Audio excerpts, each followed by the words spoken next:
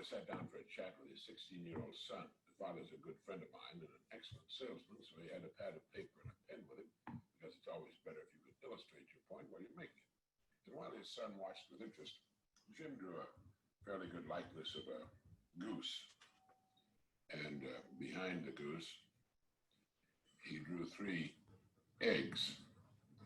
He said to his son, Jimmy, those are golden eggs. And that's the goose that lays the golden eggs. Now, if you had your choice of buying one or the other, which would you buy? His son said, well, I'd buy the goose, of course. Of course you'd buy the goose, his father said. You'd invest your money in the goose because it could go on laying those golden eggs for years. Sure, his son said, anyone would. Yes, Jim went on, anyone would if they were presented it in this way. But the fact of the matter is, son, that most people have the exact opportunity and yet they invest in eggs instead of the goose. Now the boy was quite interested. He asked his father what he meant. His father said, in this little quiz I've given you, the goose and the golden eggs are, of course, symbolic. The golden eggs people invest in are represented by their homes, cars, television sets, furniture, refrigerators, stoves, boats, vacations, all the good things they can buy. All the good things everyone wants to have and should have. Well, what's wrong with that, the boy asked. Well, there's nothing wrong with that, Jimmy. It's just that most of them invest in golden eggs exclusively and don't invest enough in the goose that provides all these golden eggs. You see, the goose that lays the golden eggs is the breadwinner. The more money invested in him, the more golden eggs he can provide. Now, take you, for example, Jimmy, he said. You're 16, and like most boys your age, you don't know what you want to do with your life yet. You're confused. You haven't really been giving your best to your schoolwork because you're not sure you need a lot of the subjects you're studying after you get out of school. And not knowing what to do after you're an adult, you don't know what you'd want to major in at college. Now, what I want you to understand is that as long as you're getting an education, you're investing, we're both investing in this goose. The more we invest here, the more golden eggs you'll be able to provide for yourself and your family someday. And if you're really smart, you'll never stop investing in the goose, even after college. Each year, you'll invest a percentage of your income in your continuing education. And each year, you'll find, well, that you're becoming more valuable as a person, able to provide still more and more of these golden eggs you and your family will want. Do you understand that, Jimmy? The boy was silent a long time, and he said, yes, I think I do, Dad. I think I do. Now, just a moment. All right. Sandy, let's unmute you. I'm unmuted. I love it. Sandy is working in the background because she's so busy that she's doing it all. So this is great. Well, thank you for joining us, Sandy. I appreciate having you on. Thanks for having me. So I like that Earl Nightingale YouTube video because I think it talks a lot about, we're going to talk about a lot of this stuff, right? Like income producing properties, property management, self-development. And one of the reasons, again, why I'm doing these calls is to continue to invest in my goose, right? Like our goose, as far as learning from awesome people that have been around the block and that know more than I know, and then sharing with people that I'm associated with. So a good reminder to not just go for the eggs, which is the material things, but go for that golden goose. So, well, Sandy, where are you at right now? You're in Tooele, Utah, right? I am. I'm at my office here in Tooele. Well, what's that? Downtown Tooele. Oh, I love it. Right there on Main Street. So what I thought I'd do is I'd introduce you as far as how I met you and came to know you, and then I'll let you kind of introduce yourself a little bit better as far as, you a little bit more of your story. So as a little background, I was involved in purchasing an apartment in Tooele back in 2015. We call it the Tooele Valley Apartments. And I bought it at an auction. And for the first little bit, my group and I, we managed it ourselves.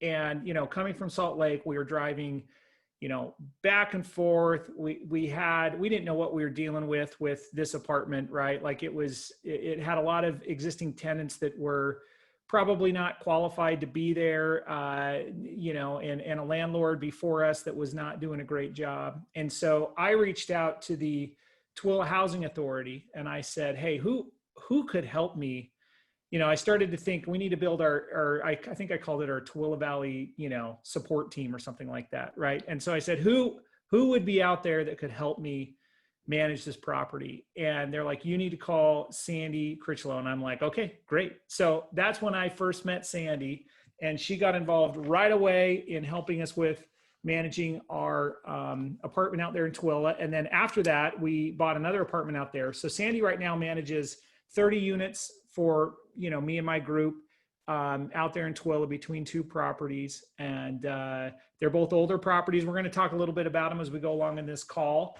So anyway, that's how I got to know Sandy. And Sandy has just been a lifesaver for us. We're going to kind of talk about how and why she's done that throughout this call. So anyway, Sandy, I want you to kind of like introduce yourself a little bit more and, start as early as you want and kind of talk about maybe, why and how you got into real estate. And I'll maybe interrupt you along the way if there's, clarify or whatever. So anyway, thanks again for joining.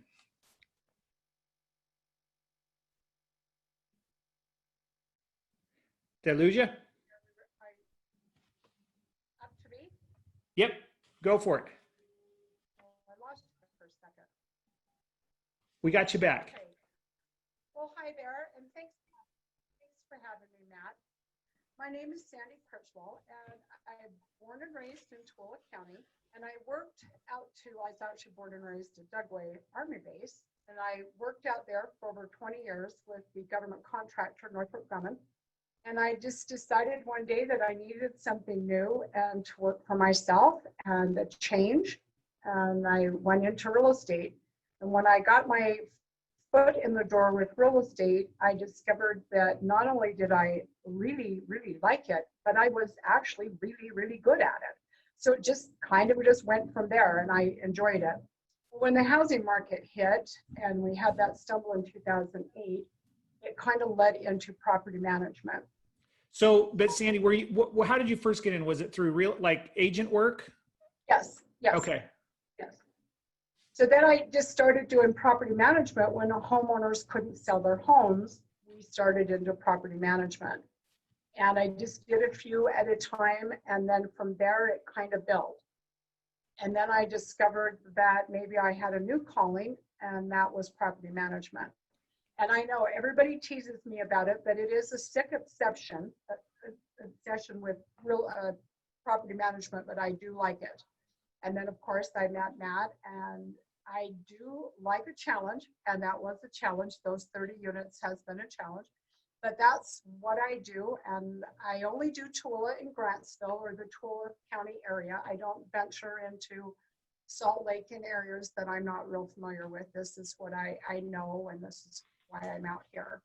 So what year again did you start? So how long have you been doing property management when you kind of transitioned from kind of agent work to property management? Well, I've been in property management about 13 years now. Awesome. So you worked a government job for, I don't know, how long was it? You just over 20 years. I worked for Northrop Grumman as a DoD government contract. Awesome. Then you decided to get your real estate license. You've done a little bit of just representing buyers and sellers along the way, or not really even that much of that? No, I do residential. I have never ventured into commercial. I just do residential, and I still do real estate. I mean, I still do it. I love it. Right now it's agents that work with builders, but I still have a very good following with real estate, and I really enjoy it. Awesome. So then, as you progressed, do you own some of these properties yourself, or your management, was it just organically started like, I'm going to start serving my clients and helping them do it, and you just started figuring out along the way? Right. So stumbling along the way is accurate. No, I do not own any properties myself. I started out with family and friends, and that couldn't sell or people I met that couldn't sell their homes. And it started there where I started doing property management, and then I just have built it into the business that it is today. And so sounds like maybe when they couldn't sell their homes, I kind of cut you off when you were talking about that time frame of when the crash happened. Was that kind of correlated with when the crash happened, as far as people getting stuck with houses and trying to decide the best way to get out of them? I hope that's not my internet. I think we got you, Sandy. Well, you cut in and out there a little bit. I hope this isn't my internet connection, because we do have kind of a poor connection here at work. But that's how it started. So I had homes listed, and when the housing market crashed, and people had actually, I have clients that have gone overseas. I have clients right now that are 5 years on a tour in Germany, Korea. And so they've left these properties behind, and I've turned them into investment properties for them. So that's kind of how it got started. And then I've just kind of added to it. And then obviously I have 30 of your units, and I have a couple of other people that I have a few of their units as well. So that's awesome. So one thing that we were talking about kind of before when we were prepping for this call is, and something I want to get into, is kind of your philosophy, because I think it's a little bit unique. We talked about, you can kind of, for people that will watch this call or they're on this call now, like you're going to have different properties in different locations, right? And what was the kind of the aha moment for me for where I could see that our Tooele stuff would really succeed is when I realized that I do not need to be managing these, nor am I even going to be good at managing these because I'm so far away from them. But the reality is they can be as far away as possible if I have the right person in place and on my team to help me do those. And so again, that's why I'm so grateful I found you, because I haven't been out to see these, Sandy, in probably like a year or two. I mean, I haven't been out there in the longest time. And when I first started managing these, I was out there every single week, if not once or twice a week. And not to totally sidetrack here, but from a bottom line point of view, even paying your fee, we are making more money at our bottom line than we were when we were managing them ourselves. And we'll talk about some of these reasons why, right? Because one of the themes that we'll get into is, you know, having a passion for what you do. And I had a passion to not be involved in these properties, and you have a passion to be involved in these properties, right? So you talked about you being a property managed junkie. Talk about how you developed like what part of this business do you love? And I hope people can kind of get a takeaway about, like, in their own life and in their own business, finding what you love so that it actually makes your day-to-day a lot easier. Well, for me, I like the challenge. When I first took your properties, we'll use yours. When I first took yours, I had some real obstacles. And by the way, so this is good though. Let's talk about the transition, because this is good info too. The transition from someone owner operating it and the problems you inherited, and then how you're able to solve those problems. Well, just so you know, nobody that was renting those apartments when you had them lives there now. Yeah. So everybody's gone. One by one, I've started over, and of course, there was repairs that needed to be done. And, you know, sadly for you, when you got them, there were some things that had not been done in a long time. Landscaping being one, I'll use that as an example. Old appliances, water heaters, nobody had like labeled parking, done striping. All of these things that you have allowed me to do, and that's part of why I like this, because that's what I like to do. Laundry room. One of your units has a downstairs laundry room that was disgusting. Nobody wanted to go down there and do laundry. So we went down, we painted. And when I say we, I don't mean me personally. Let me clarify that. I'm not out painting walls. I have a fantastic maintenance group. So we painted walls, we scrubbed washer and dryers, we did a cute little laundry mural. My husband took a table and made a tabletop, so they have a place where they can fold laundry and then a rack where you can hang clothes. We've added garbage cans, and they are 10 times nicer. They're really nice. You would love to do your laundry there. So as a result, and Sandy, cut you off before you took these over. We played the game, and this is a point I want to illustrate later, as far as making them nice so that then your residents and tenants take ownership of them. But our laundry rooms were so bad, it was like a nonstop battle kicking homeless people out of there, and, like, you know, changing the locks, having them kicked in. We had our laundry room, you know, violated all the time. We had our coin machines broken, and our game as an owner operator, we were being 100% reactive.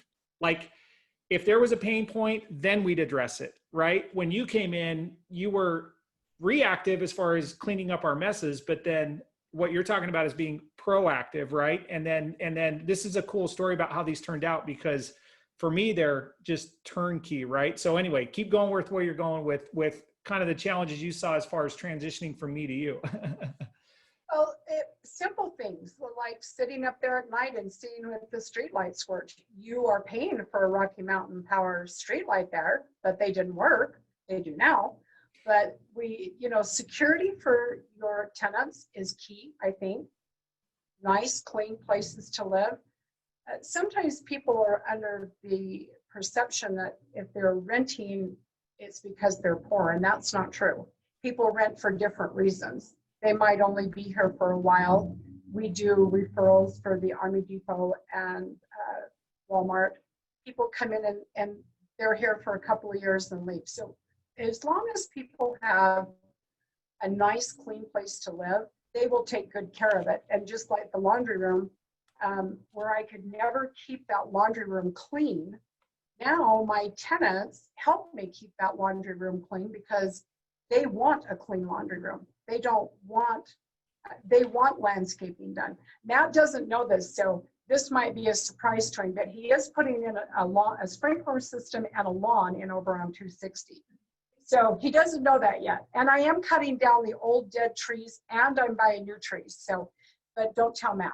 So as an apartment owner, when you have confidence in your management team, this is the beauty of it, right? Because I trust you so much that you're making the decisions for me, because you kind of mentioned this before too. So you work for me, but you also really work for the tenant and the community to make it better. And then when you make it better, it then makes me better, and then makes what I want ultimately is, the property to appreciate, more cash flow to come in, right? So I actually love hearing this, that you're telling me that you're putting in stuff that I don't know about, because what I've experienced with you is the nirvana goal of like how I think every property manager and owner relationship should be. You're looking out for my best interests.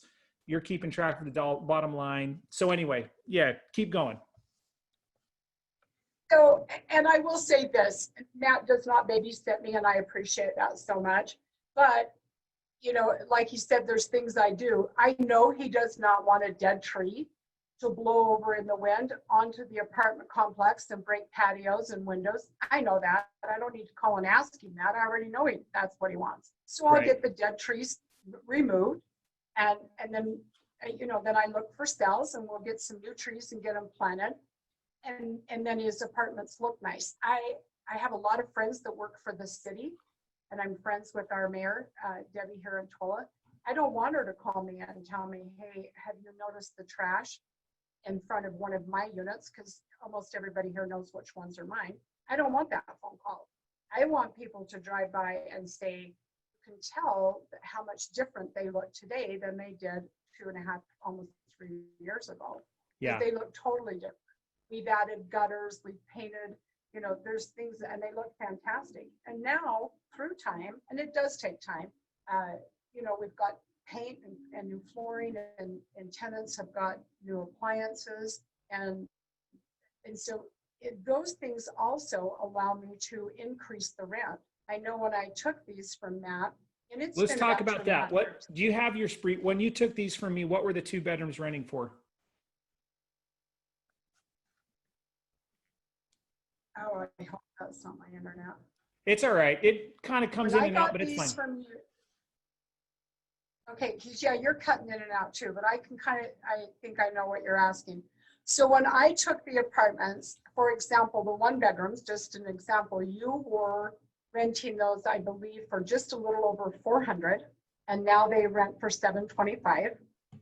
Your 2 bedrooms were in the 600s, and now your 2 bedrooms are 850 to 900. Depending on if they're an upstairs unit. Say that again. I went from 425 to 725. So your 1 bedrooms were just, I think, 400, Yeah. So actually, I want to say there was a couple that was really low, 400, and now I get 725. And then your 2 bedrooms that you were renting for 575 to 600 when That's I right. took them over. Yeah, because you had some that were in the 5s. Yep. Okay, I get 850 on some, and I have a couple that are 895, just under the 900 mark. For some That's reason, that makes a difference. awesome. And so the reason for that is just what you talked about, which I want to answer one question that Nate's asking in the chat, and then I want to get into why that difference is, because I believe it's a fundamental, tangible difference that sometimes you can't track. So Nate asks, how big is your team? And then what you feel like your maximum capacity is in terms of unit count for you and your team. So what does your team look like? How are you, operating? What does your team look like? That's me. I'm the team. Now, I do have an assistant that helps me with paperwork. She works part-time.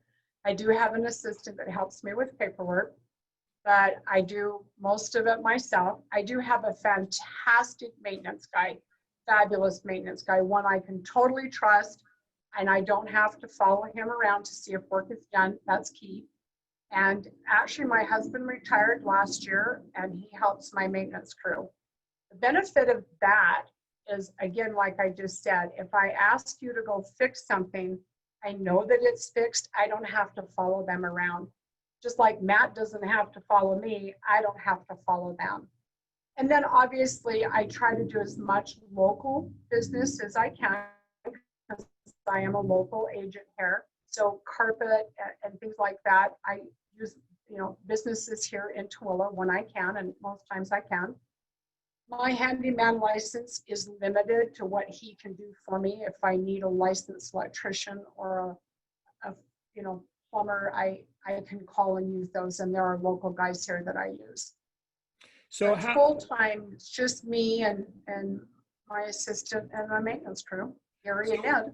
And we talked about this when I first started having you manage my units. You and I talked about how I had other units in Salt Lake, and then I think whether it was ultimately my decision or you and I talking together about it, we decided that we really only wanted to have you manage the ones in Tooele, specifically for this reason, because you're local, you're on the ground, it's kind of a niche community, all the players, the housing authority, the water company, Yes. the contractors. So like stuff that I would maybe not be able to get done, you're able to get done because you live there. You're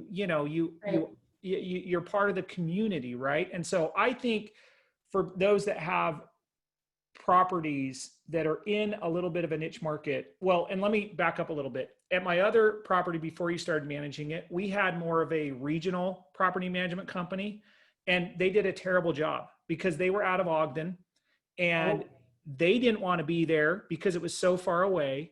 Right. And so I did a better job managing that one than they did. And that's saying a lot because I did a really crappy job, and then you did a phenomenal job. So I guess, the point is when you do have a property that you feel like is going to be a hard one to manage, there is going to be somebody like Sandy in your community, in your area. You just got to find them. And so luckily I found Sandy because she has all these intangibles where she can be local. She has the connection. She has the team, even though she's not a big team and you're not like technological savvy, right? You'll scan me handwritten receipts, right? I know.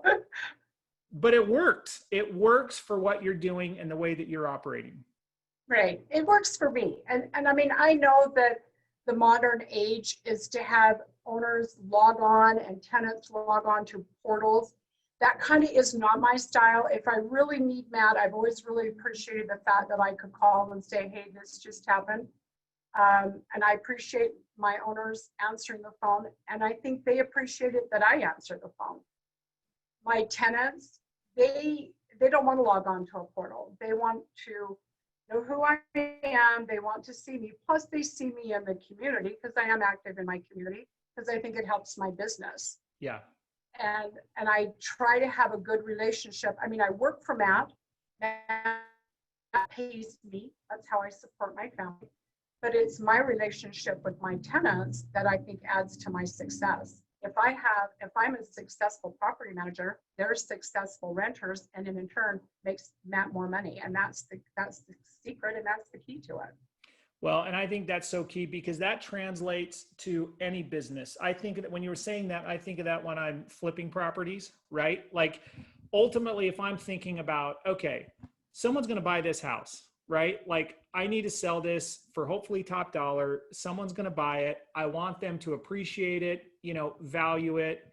And so that mindset of like setting that standard, you reverse engineer that. What you do then is you hopefully hire honest, ethical, hardworking contractors, right? Obviously, you're going at it to get a fair price that are going to do a good job, not cut corners on the house because you don't want to have to go back and fix things, right? You want to pay them promptly. You want to also provide an environment where they have opportunities to go and work on other houses, right? And they know they're going to get paid. And then what happens is there's a better flow, there's a better outcome, there's a better finish, and then there's referrals that come later because you've kind of thought through the process with care.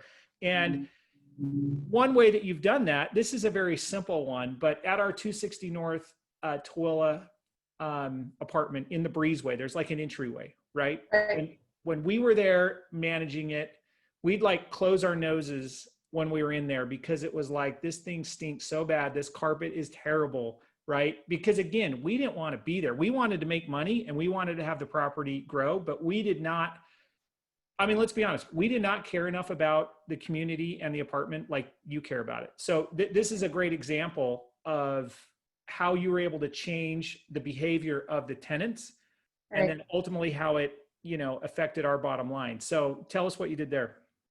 So as he said, in the entranceway, it was really old, disgusting carpet, and the paint job down there was nasty.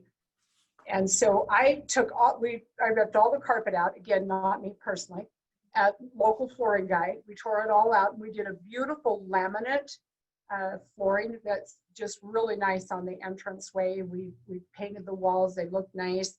And now, instead of me being over there every single week with my little broom and dustpan that I do, and sweeping up that to keep it nice, actually the tenants do that for me.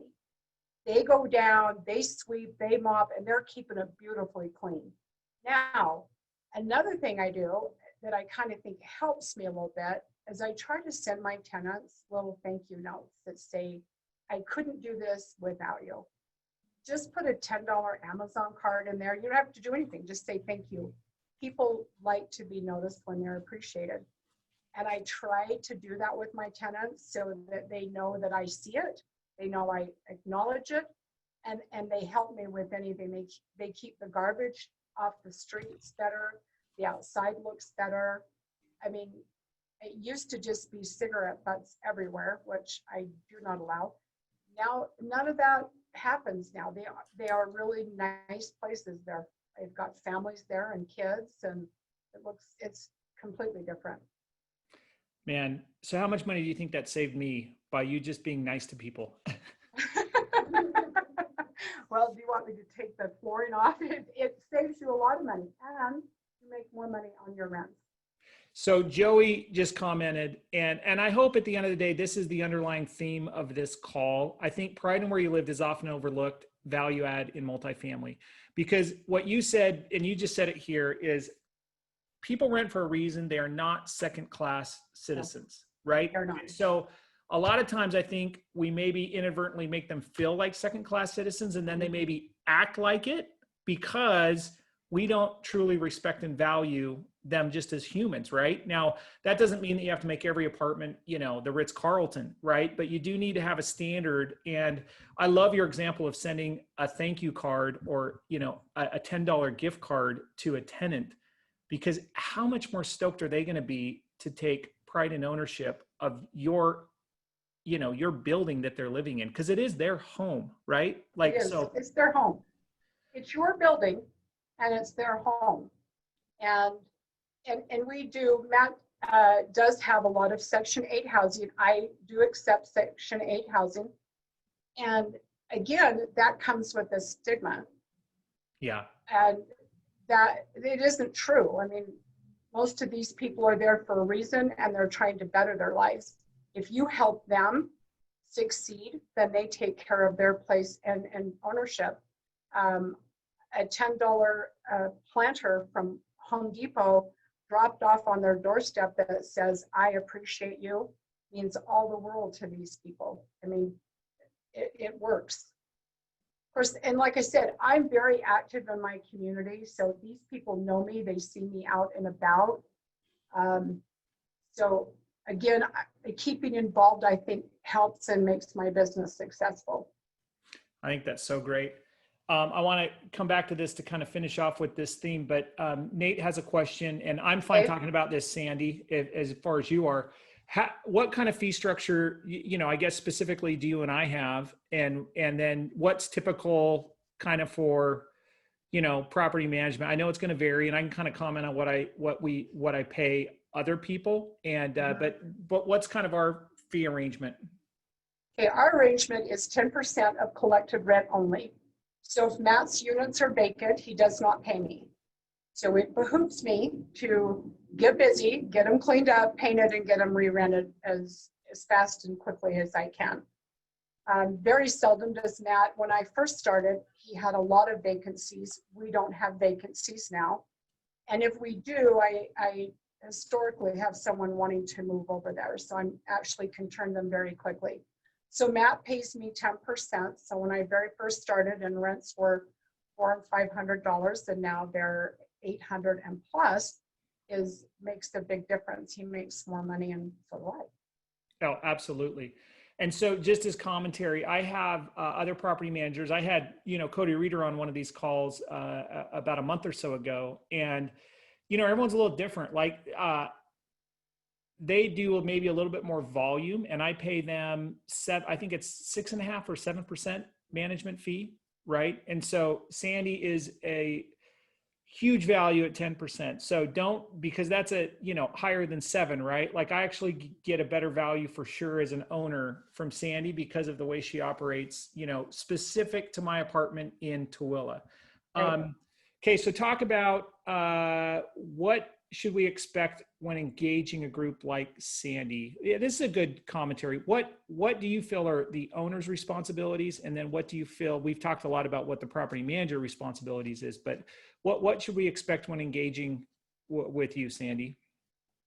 Well, I have some homeowners that obviously they don't live here. They're in Germany, Korea, and I am everything here for them. I have to take care of their properties, their money, and so as long as homeowners are willing to step up and take care of their properties, if I have an owner that's not willing to replace appliances when they're gone, or they want to buy used appliances, that being willing to take care of your properties, they will last you longer, and you're going to make more money. Yeah. If you're trying to do it on the cheap out, then that's what you're going to get, is the cheap out. So for me, my owners being willing to step up to the plate and do that right. And then a lot of my owners are just like Matt. They give me pretty much a free hand. I appreciate that. I don't just ignore them and keep them out of the loop. But I mean, if I have real problems, I've called Matt in the past, but for the most part, I can take care of it myself. So I think that's just what I expect from my homeowners, is just the willingness to keep their property nice. Then we get nice renters. Yeah. You get nice renters, and there's a certain available renter that you're going to get in a certain community or Right. neighborhood based off of the price of the rent, that kind of thing. Right. So like of that level, we are getting probably the best of the best, right, for that demographic. Whereas before you managed it, we were getting the worst of the worst, right? Like we're getting, because, when you and I were talking before this call, you said right from the get-go, you get out of it what you put into it. And that's probably, very true in life, in your own personal life, as it is when you talk about property management and the way you run your business and your properties, right? What you get out of it is what you put into it. If we're going to have really lousy and crappy stuff in there and treat it like a slum, then you're going to get really crappy people that live there that give you problems paying, and that ultimately just cause you headaches and frustrations. And because as an owner, there is that hesitancy to be like, I don't want to spend the money on that because it's going to come out. But what you don't realize is I'm actually making way more money. And granted, rents have gone up, but even if rents hadn't gone up, I would still be making more money on this property having you manage it than me managing it by even after paying you your fee. Okay. No, it's definitely key. I know that when I first started, a lot of the tenants had the washer and dryers in the laundry rooms didn't work. I mean, they were out more than they were working. And now the company that does the coin operated for us now, if something breaks, they're out here. I call them, come out, get it done. And then people see, renters know that I'm going to fix stuff. Yeah. They know that I'm here, that I am going to repair items. My homeowner will back me up, and they have a nice, safe place to live. Yeah, absolutely. Talk a little bit about what you do to create, because my units out there, one, there's a natural demand that comes, but then there's also demand because people talk, right? Like, what are some things you do you talked about sending, I'm just looking for other ideas or tips or tricks to, provide value for people that they could do in their own,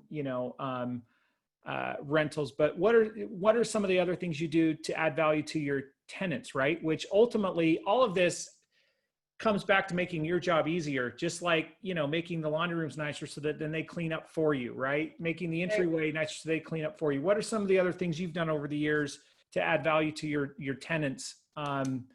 You mentioned one of them, some events you have, or what are some other ideas you have for that? Well, during the summer, we can't now because of COVID, obviously, but if you have a pool party, I reserve the pool and I can have a pool party, and it's open to all my tenants and family, and you do pizza. And it's just a little something that says, I appreciate you, come down.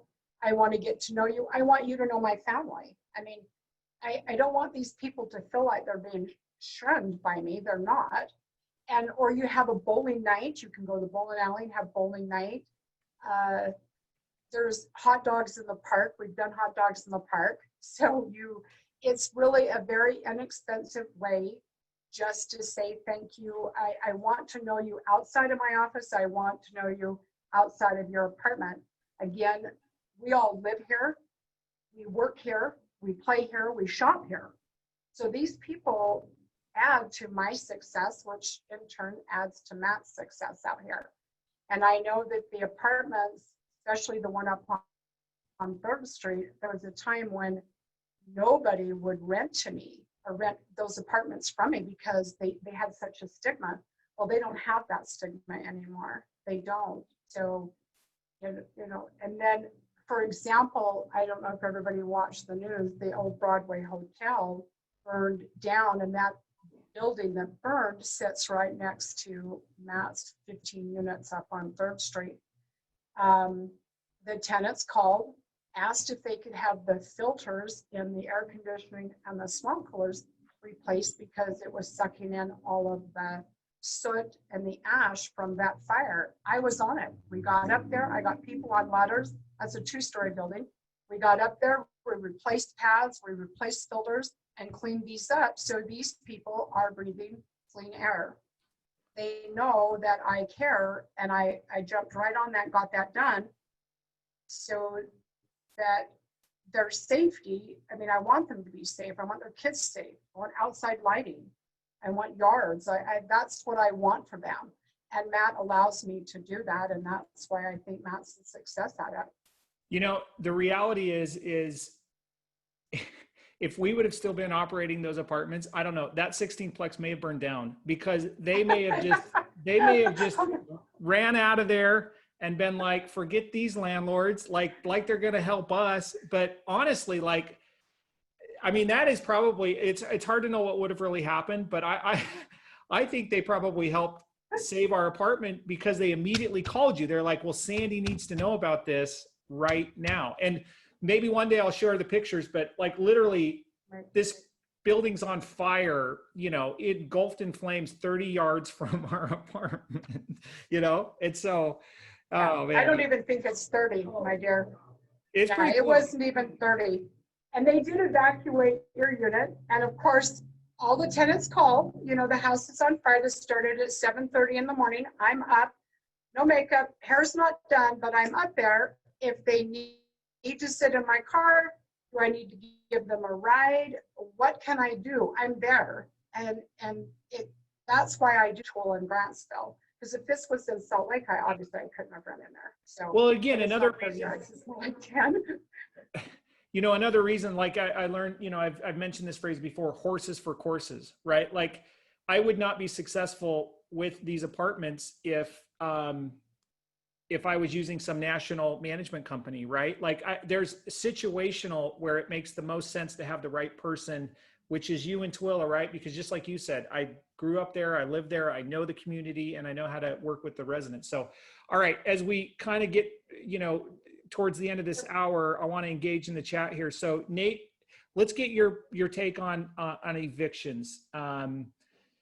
He says it's the worst part of the business. What advice can you give us in relating into preventing evictions, and then when necessary, any tips or tricks to make the process easier?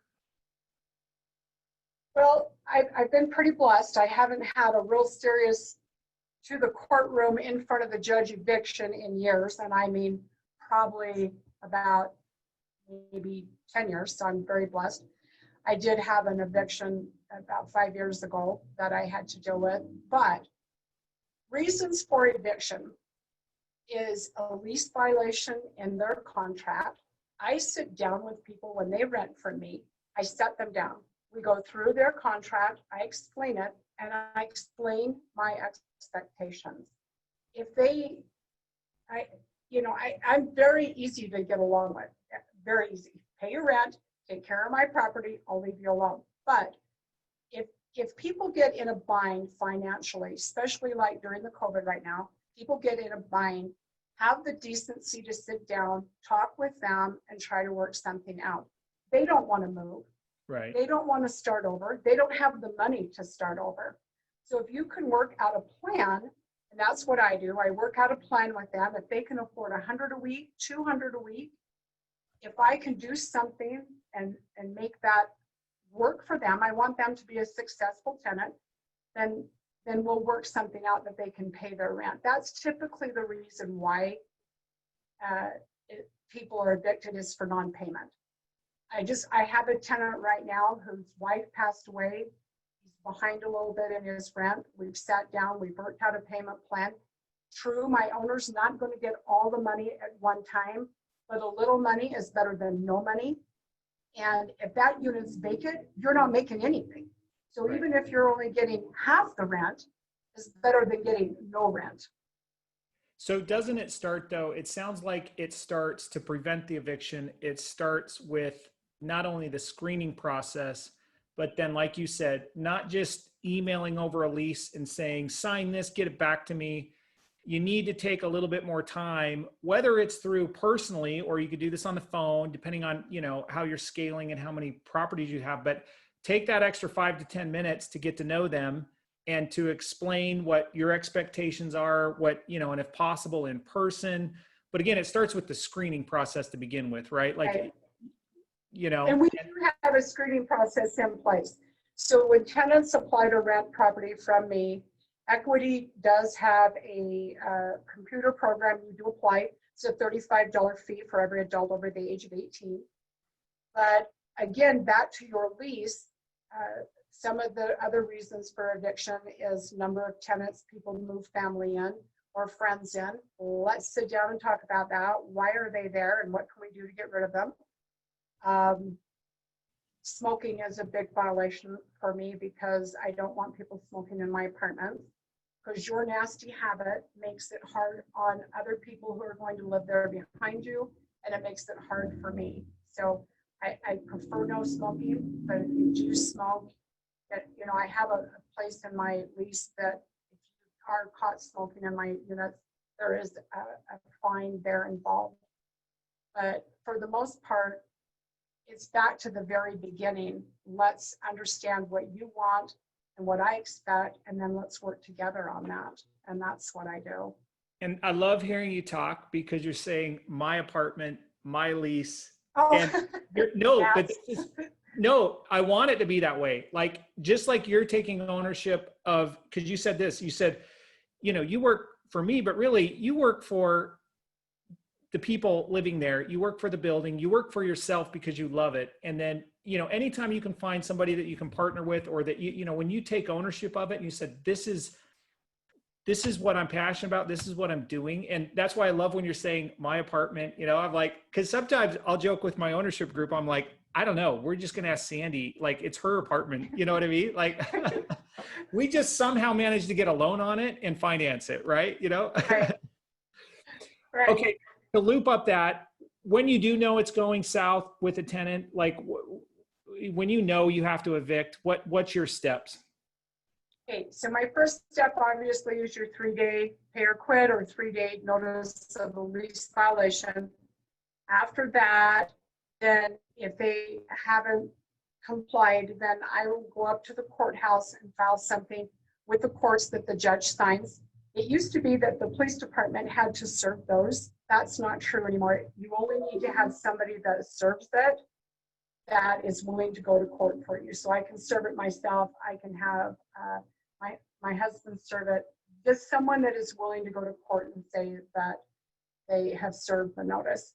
So I serve it, put it on the door. And actually after that, for me, I've never had one go any further than that. But if you do, then if they don't move, then you go back to the courthouse, the judge signs an eviction, and then the sheriff does come, locks the door, and then they're escorted out. They're given 15 minutes to collect possessions, and then the sheriff locks the door. You are required to keep their property for 30 days. And then after the 30 days, you can either sell it to make up the money that you've lost, but I've never had one get that far, so. Well, so, and to just highlight the differences between my management capabilities and yours, when I managed those places for about a year, I think we had 2 or 3 evictions and one that went with a constable. And I mean, it was awful. This, you know, drugged out woman with her daughter, like putting her on the street with to Tooele Police Department there. I mean, so like, anyway, again, I really sucked at property management. You're really good at it because you prevented a lot of the problems, and I just kind of allowed them to kind of, you know, flame up. So Mark had a question about the fee. That fee, to clarify, is 10% off of gross rents. And then Sandy's not marking up, like, you know, Yeah, I don't mark up. something like that, right? So Right. yeah, it's just a flat fee off of the gross rents. Right, so if I have a repair and the repair is $40, Matt pays $40. There is not an upcharge. Matt has no upcharges. I don't charge anything other than actual charges. I don't charge you $5 for this or 10 Right. for that. So there is no upcharge. Mine is strictly just what it is. Perfect. And so Colin has a question about the improvements in the monthly budget. This is a good point because you are very conscious of this. As a property manager, you understand like our cash flow, you understand what our debt responsibility is each month. So there's a lot of times Sandy will call me and say, hey, these things need to be done. You know, they're going to be maybe a couple $1,000, but what if we stagger them out over the course of 2 or 3 months so that, you know, your cash flow is still protected. And so, you know, it is a little bit of a case by case. And, you know, if it's a big item and not a regular operating, you know, to keep things going month to month, then Sandy and I will have a talk about it and say, well, let's maybe build up our reserve a little bit and do it in a few months, right? Because Sandy also realizes that not only do we need to get enough to make our mortgage payment, but we also need to have a little bit of extra cash flow just to feel good about owning the property, right? Yes. One example about one of the things that I had been doing over on the 260 property is I try to do at least one window a month. I haven't done all the windows and all the doors at once because obviously we can't afford that. So I just do one window a month because they were the old metal windows and we've been putting in the newer windows.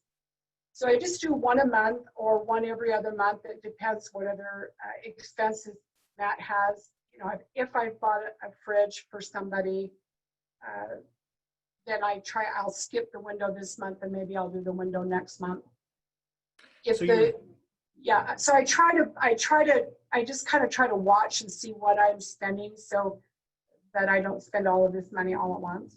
But it's like a life lesson, right? Like all that you're talking about correlates so well to like just your personal budget, right? Like save a little bit over time, you know, expense things a little bit over time, create the value, build the value, invest in yourself, invest in the community, treat others with respect, right? Like, and it's just fascinating as we're talking because I'm realizing, you know, that it's played out exactly like that at our apartments. I wish we could show a visual of our apartments so people could see what it looked like, what the tenant profile is, used to be what it is. And really it all comes down to caring about people and adding value to their life, but also setting clear rules and expectations that not only you need to follow as yourself, but that the tenants and the residents need to follow, right?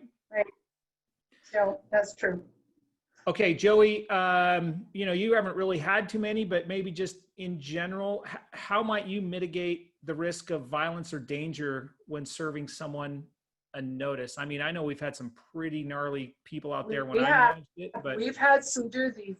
Let's not forget the bloodbath. Let's not forget that one. And Matt might not know about the bloodbath. I keep a lot from him. No, so sadly, after the property manager in Salt Lake was killed, serving the notice, now our company asks that we take someone with us. I currently rent to 4 city police officers, 1 highway patrolman, and I have a nephew that is a county sheriff.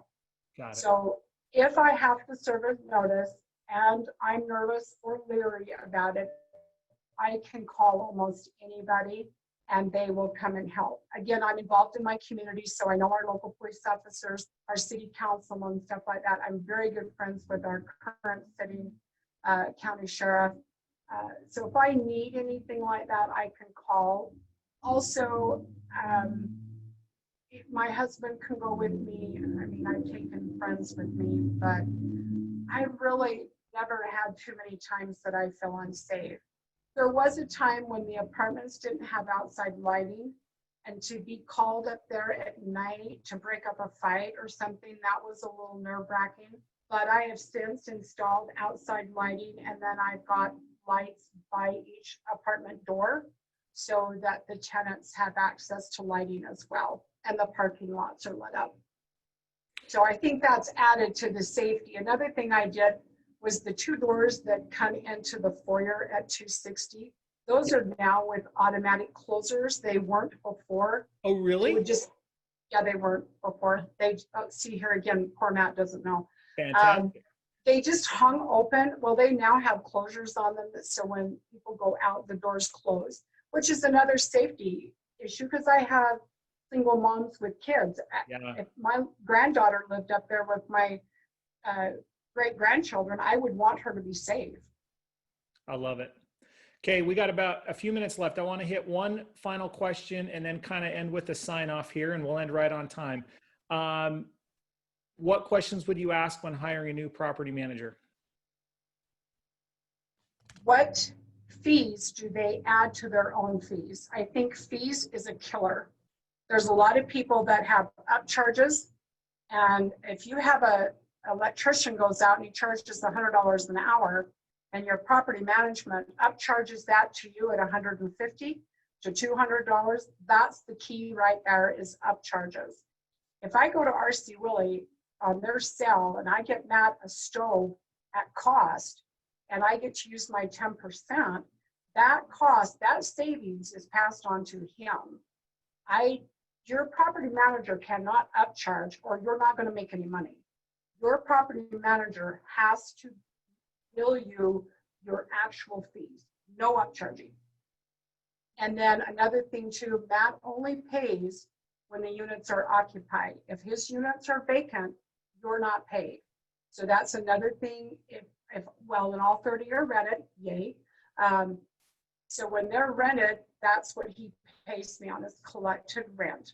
There's no upcharge there again. So that's one of the first things I would ask is what kind of hidden fees, like if you log onto your portal, is your property manager charging you hidden fees? That would be the first question I'd ask. Okay, cool. No, those are great.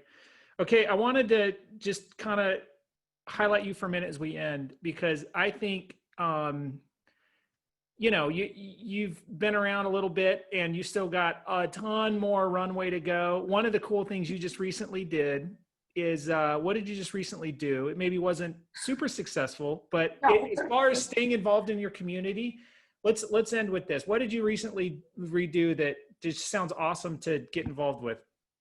Well, I threw my hat in the ring to run for Tooele County School Board.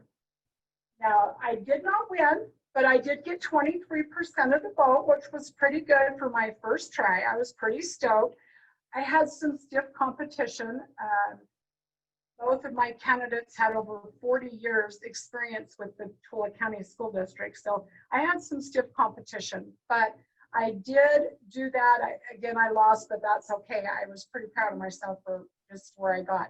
And again, when I run for school board, the people that are out putting signs up for me are my renters. They Awesome. help me. So that's, you know, that's what's nice about it is they're willing to help me in my ventures. I'm also over the Kiwanis baby care cupboard here in Tooele. And we've had a real need out to Wendover with the COVID, so we've been traveling out there. My renters will take stuff out for me. They'll buy stuff. I have a whole stack of baby wipes here in the office. They'll buy items, even if they're small, and bring them in to me so I can help stock our baby care cupboard. So again, if the value is they know that I need them, and I do. And I mean that sincerely. Because if they're successful, I'm successful, and it works for all of us. And I do mean that sincerely. Sandy, I don't know if we could have ended any better than your final comment there. They're successful, I'm successful, we're all successful, and we're all caring about each other, right? So thank you so much. We could dive so much more into all of this, but we're going to keep it right at an hour. And you've provided so much value. I really, really appreciate it. And everything I said about you is true. You are an absolute rock star and are saving the day for us out in Tooele. And I'm going to try and incorporate some of these things in how I deal with my maybe, you know, construction crews or other agents I work with or my borrowers on my loans, where I can, you know, think about more of them just as far as a, you know, a deal, but maybe more of, you know, always as a person and how I can help them and what value I can add, because I know it'll all come back. What you get out of it is what you put into it, right? Exactly. And, you know, I couldn't end without telling you thank you real quick. You are a phenomenal property owner, and I appreciate the fact that you have the confidence in me that I can make, you know, a difference for you. So I appreciate your confidence very much. I appreciate you.